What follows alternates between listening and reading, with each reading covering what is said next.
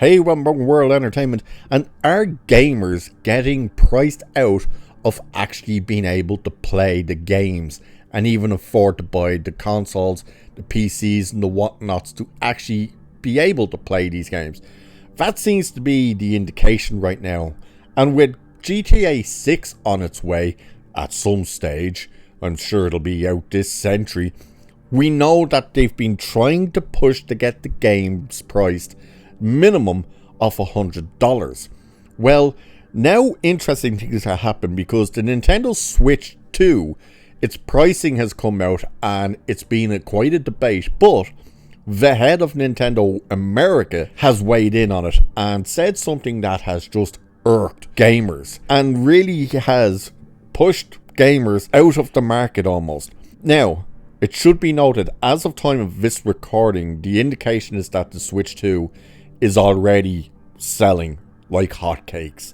That the pre-orders have outsold their expectations. Now, die-hard and real true hardcore gamers, they're going to complain about the price, they're not going to like the price, but they're still going to invest in getting these things. But not everyone has that luxury. We also have a possible, yes, possible, price for GTA 6, which has come out, and it should be quite concerning as well, if true. So let's start with that part actually. So it's saying, rumours have been circulating for months now that GTA 6, the most anticipated game of whatever year or possible even decade that it comes out in, will be priced at $100. For comparison, the standard edition of most AAA games are currently priced at $70, a full $30 lower than GTA's rumoured price. Now, a Swedish retailer has listed it for not $100 but approximately $115. Again, for comparison, the most expensive edition of AAA games that often includes things like a season pass to all DLCs, gear or loot for characters, access to exclusive content, physical content like posters or books, and more, and generally cost $100. To be fair, these kinds of things should be taken with a grain of salt. For all we know, this could be a mistake. Not long ago, another international retailer listed a release date for Grand Theft Auto 6, then admitted to it being a joke. This could be another scenario like that, or it could be the real deal. It is entirely possible that the game could cost $115. The question is how much that would affect player count.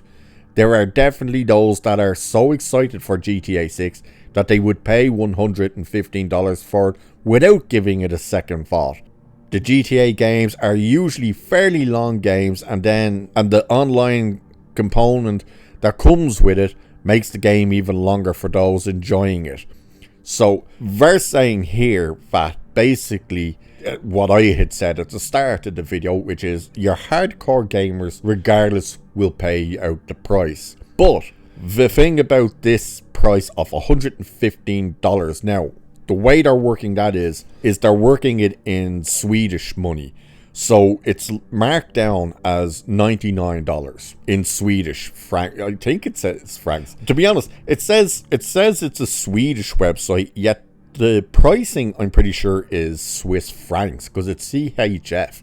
That's Swiss francs, I'm pretty sure. Either way, it's down as 99. So they're equivalating that upwards of what that is in American dollars, which comes to $115. Now, as again, we know they are trying to push, like the makers of these games and stuff, they're trying to push the prices to go up. They want the baseline game to be $100. That is an indication that the industry itself is in dire straits because they've done nothing but put out crap that nobody wants to play. It's all garbage and people aren't paying for any of it anymore. So how do they recoup money? Well, we're just going to have to charge you extra for the games you do want. Which brings us down to the Nintendo Switch. So it's saying a discussion around the Nintendo Switch 2 price continues to dominate headlines. Nintendo of America President Doug Bowser has weighed in directly on the growing debate. In a new interview with Canada's CBC, Browser addresses concerns about affordability and shared more details on Nintendo's long-term hardware strategy. The Switch 2, launching on June 5th, 2025, carries a retail price of $450, making it the most expensive home console Nintendo has ever released, combined with first-party game prices reaching $70 to $80. Some fans and analysts have raised questions about whether the company risks pricing out segments of the audience. In response, Browser acknowledged that affordability is on Nintendo's radar, saying this: "We recognize there are some people that may not be able to afford the Switch 2 price point," he said. "That's why we wanted to make the other Switch platforms available, so people still have an opportunity to come into our gaming universe, be a part of these characters in these worlds, and see value, if you will, in whatever rung of the platform they come in." What you've just heard there is the president of Nintendo America has just said, "We know some of you can't afford this, so what we want you to do is, because you're poor, just go buy the original one. That'll keep you satisfied. You don't need the second one, just buy the original." What kind of brain dead comment is that to make? You want people to be able to pay for your new console. You want them to invest in that because that brings you in more money and allows you to continue making these things possible to the point that you'll get to the Switch 3. The fact that you were flat out telling people, "Oh, sorry you can't afford this, but here's what we'll do. We'll make the first one more affordable for you." Why would you do that? Why?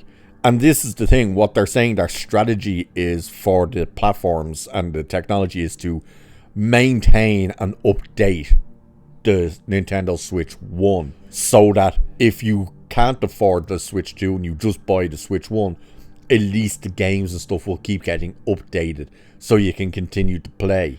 It's not a realistic thing they're going to do, because if you look at what's happening with the likes of Warzone with Call of Duty, they basically are starting to try and ignore the older generation consoles. So it's like are basically doing stuff to try and force you into purchasing the newer consoles.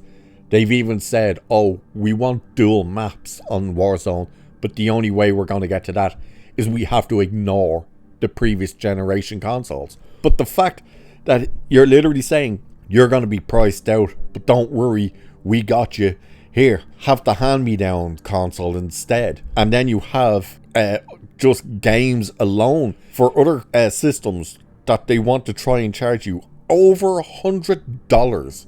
And the game may be a disaster. Like, it's insane. Imagine paying $115 for something like Concord. You know, a game so terrible within a week, they pulled it off the shelves and off the service. So, yeah, it's not looking great for the gaming industry.